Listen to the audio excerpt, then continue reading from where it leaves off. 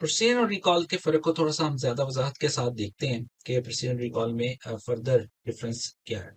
Precision जो recall है वो एक्चुअली हमें ये बताता है कि हमने डेटा में से कितनी किसी क्लास को मिस करती है। जब हम किसी क्लास की बात करते हैं एक्चुअली हम पॉजिटिव क्लास ही की बात कर रहे होते हैं और हम इसी को बेंचमार्क कर रहे होते हैं कि हमने कितनी पॉजिटिव क्लासेस जो डेटा में मौजूद थी, उनको हमने करेक्टली आइडेंटिफाई नहीं किया कि ये पॉजिटिव थी।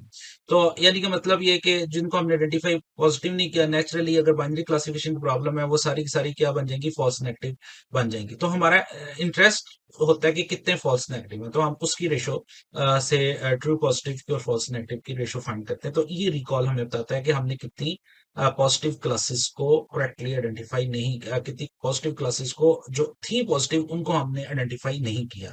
और प्रेसिडेंट हमें बता रही होती है कि जितनी हमने आइडेंटिफाई की हैं उनमें से कितनी ठीक है। मसलन अगर हमने कहा है कि 40 जो है वो ये पॉजिटिव केसेस हैं तो इनमें से कितने ठीक है। अगर इसमें से 20 ठीक है तो इट मीन्स कि हमारी परसेंट 50% है, यानी कि करेक्टली हमारा क्लासीफायर 50% करेक्शन से करेक्टली बता रहा है कि ये चीजें पॉजिटिव है। तो पर्सियन रेफर करती है कि हमने जो प्रोडिक्शन की है वो कितनी हमने ठीक की है। तो अल्टरनेटिवली हम ये कह रहे होते हैं कि हमने कौन सी गलत प्रोडिक्शन की है। तो हम ज्यादा इंटरेस्टेड होते हैं फॉल्स पॉजिटिव के अंदर कि जिनको हम पॉजिटिव कह रहे हैं और वो पॉजिटिव नहीं है।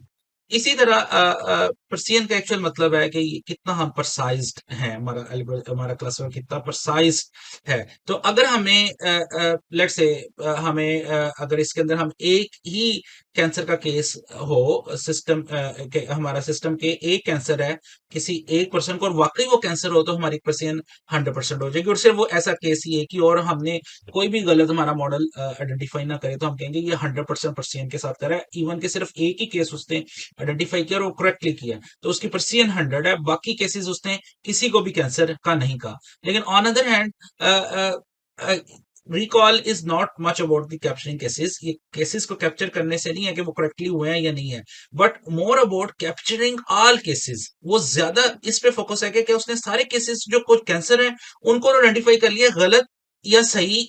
गलत वालों को तो वो इग्नोर करता है, वो बस देखता है कि उसने सारे जो कैंसर के केसेस थे उसने उसको सही तरीके से आइडेंटिफाई किया कि नहीं किया। उन सारे केसेस को वो पिक करके लेकर आया डेटा में से कि नहीं लेकर आया। तो अगर वो हर केस को अगर इसका एक फॉलोड भी है, अगर वो हर केस को कह दे ये सारे के सारे कैंसर हैं तो क्या होगा, रिकॉल 100% हो जाएगा। अब उनमें से कुछ गलत भी होंगे लेकिन ऑफ कोर्स जिन जो कैंसर थे वो सबको इसने कैंसर कह दिया। तो इसलिए प्रिसीजन और रिकॉल ये दो मैट्रिक्स हैं। ये अगेन ये डिपेंड करता है हमारा ऑब्जेक्टिव क्या है। अगर हमारा ऑब्जेक्टिव ये है कि हमारा फोकस ये है कि हम मिनिमाइज करें जो हमारी मिसिंग वैल्यूज को, यानी कि वो हम चाहते हैं कि जो एक्चुअल कैंसर हैं वो जरूर आइडेंटिफाई हो जाए।